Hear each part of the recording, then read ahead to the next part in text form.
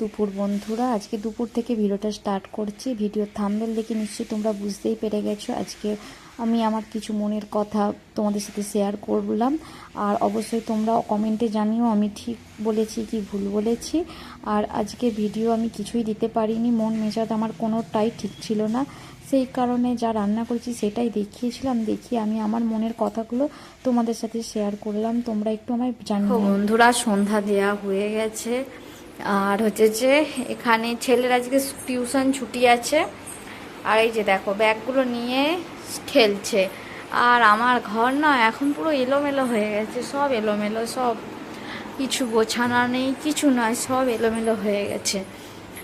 আর এই যে সব এলোমেলো, সব এলোমেলো হয়ে যাবে, সব সব সবই এলোমেলো হয়ে যাবে। মন মেজাজ কিছুটাই ঠিক নেই, কতদিন থেকে ভালো লাগছে না। এই যে দেখো এখন বৃষ্টি হচ্ছে, একটু ননদের বাড়ি যাওয়ার কথা ছিল বিকালবেলা, কিন্তু বৃষ্টিটা এত বাজে। কালকেও যাবো বললাম, কালকেও বৃষ্টি হচ্ছিল, আজকেও বৃষ্টি, আগের রবিবার যাবো বলেছিলাম, আগের রবিবারও বৃষ্টি হচ্ছে। এই কিছুদিন থেকে শুধু বৃষ্টি বৃষ্টি আর বৃষ্টিই হয়ে যাচ্ছে, যাওয়ার হলো না। আর আর কেন যে আমার মন মেজাজ ভালো নেই, চলো তোমাদের সাথে একটু শেয়ার করি, তোমরা তবে না জানতে পারবে আমার কি অবস্থা, কি পরিস্থিতির মধ্যে দিয়ে আমি এখন যাচ্ছি। তোমাদেরকে না বললে তোমরা তো বুঝতে পারবে না, তাই কি পরিস্থিতির মধ্যে দিয়ে যাচ্ছি অবশ্যই তোমাদের সাথে একটুখানি আমি বলি, তবে তোমরা ব্যাপারটা বুঝতে পারবে যে আমার এখন অবস্থা কি চলছে। মাথা ঠিক নেই, এমন অবস্থা, না খেতে পাচ্ছি, না ঘুমাতে পারছি, না পুজো করতে পারছি, কোনোটাতেই কিছু হচ্ছে না।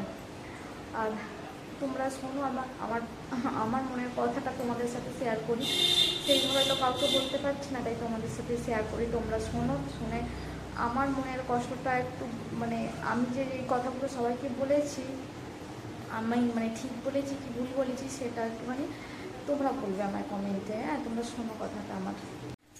তোমরা তো কদিন থেকেই দেখতে পাচ্ছ আমি বারবার ভিডিওতে বলছি যে কিছু একটা, তোমাদের হয়তো পরিবেশটা চেঞ্জ হবে, কিছু একটা সমস্যা হচ্ছে আমার। আমি সব সময় বলছি, যার সাথে যেখানে যায় আমার বন্ধুদের সাথে তোমাদের দেখা হচ্ছে, সব জায়গায় আমি বলছি, তোমরা নিশ্চয়ই বুঝতে পারছো কিছু একটা বলির হচ্ছে। আমি কারো কাছে সেইভাবে যেতে পারছি না, পৌঁছাতে পারছি না। আমার জীবনে যে কি হচ্ছে সেটা হচ্ছে যে আমি জানি, বা আমার সাথে যারা একদম জড়ে আছে তারাই জানে আমার কি হচ্ছে জীবনে। আজ আজ 8 দিন, আজ 9 দিন, আগের রবিবার থেকে শুরু হয়েছে, এই রবিবার গেল 8 দিন, আজকে হচ্ছে 9 দিন। আর পুরো মানে হঠাৎ করেই পুরো একদম সব কিছু মানে ওলট পালট হয়ে গেছে সব কিছু।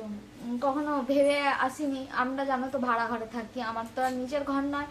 আর ভগবানের দয়াও হয়নি কখনো নিজের ঘর করতে পারবো কিনা সেটাও জানি না কোনোদিনও, হয়তো ভগবানের ইচ্ছা, জগন্নাথ জানে সেটা করতে পারবো কি না পারবো।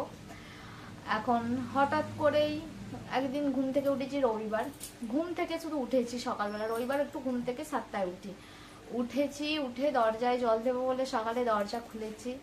খুলতেই আমাদের বাড়িওয়ালারা এসে আমাকে বললো ঘরটা ছাড়তে হবে। শুনে কিছুক্ষণের জন্য স্টপ হয়ে গেলাম। তারপরে বলল যে ওদের ফ্যামিলিতে প্রচণ্ড ঝগড়া হচ্ছে, প্রচণ্ড ঝগড়া হচ্ছে। ঠিক আছে, পাশের রুমে একটা স্যার থাকে, সিঙ্গেল, ওপরেও একটা পাশের রুমে একটা ম্যাডাম থাকে, এই কলেজের স্যার ম্যাডামরা থাকে।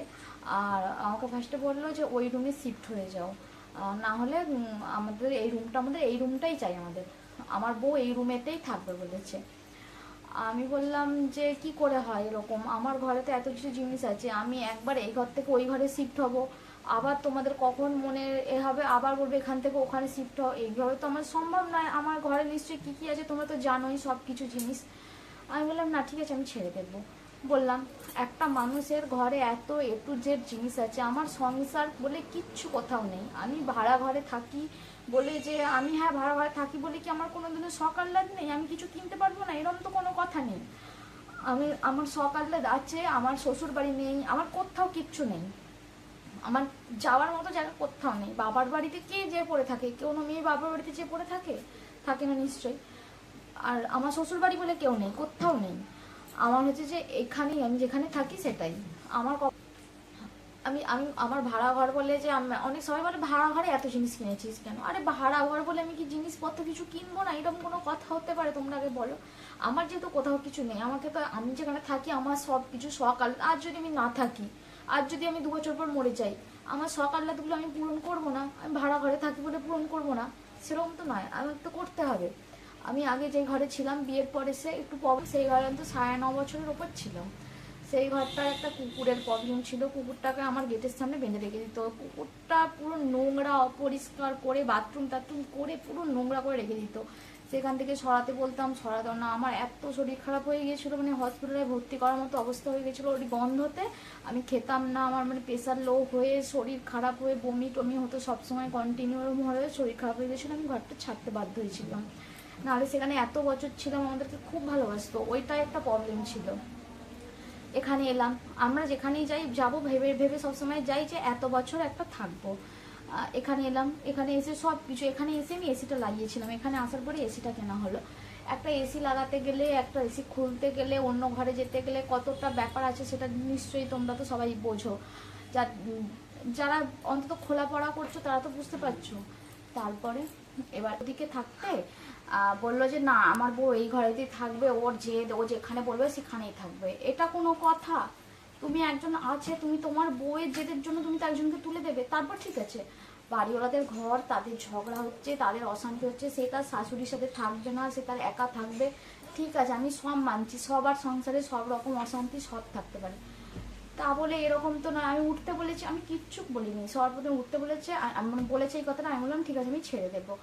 কিন্তু একটা মানুষকে টাইম দিতে লাগে তাই না? ঘর ছাড়তে গেলে, একটা ঘর পেতে গেলে, এখানে নিশ্চয়ই আমার চারিদিকে ঘর ফাঁকা রেখে দেয়নি যে হ্যাঁ একে বললাম ঘর ছেড়ে দেবে, মানে আমার যা 10টা ঘর এখানে পড়ে আছে আমার জন্য, সেরকম তো কিছু নয়।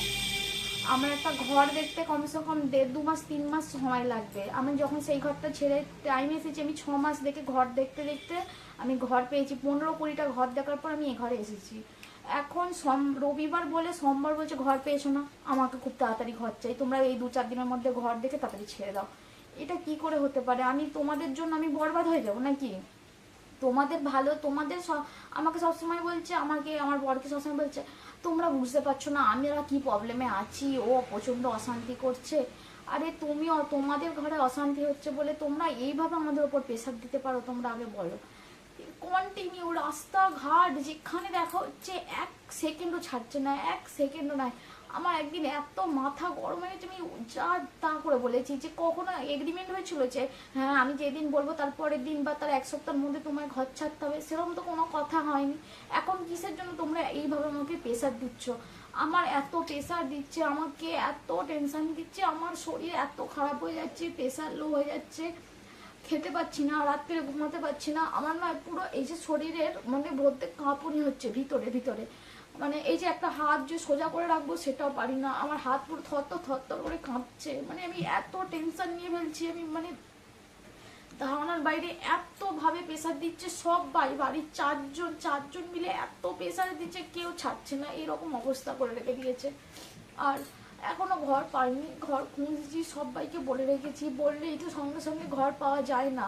আমার ঘরে এত জিনিসপত্র আছে, আমাকে খুঁজতে হবে, দেখতে হবে, তবে আমার সুবিধা অনুযায়ী আমাকে যেতে হবে, যেখানে আমার এসির কানেকশন করা যাবে, আমার ইনভার্টার আছে, ইনভার্টারের কানেকশান থাকবে, আমার সব কিছু, আমার A to Z ঘরে ইলেকট্রিক জিনিস সব লাগাবো, আমাকে সেরকম ফেসিলিটি থাকবে।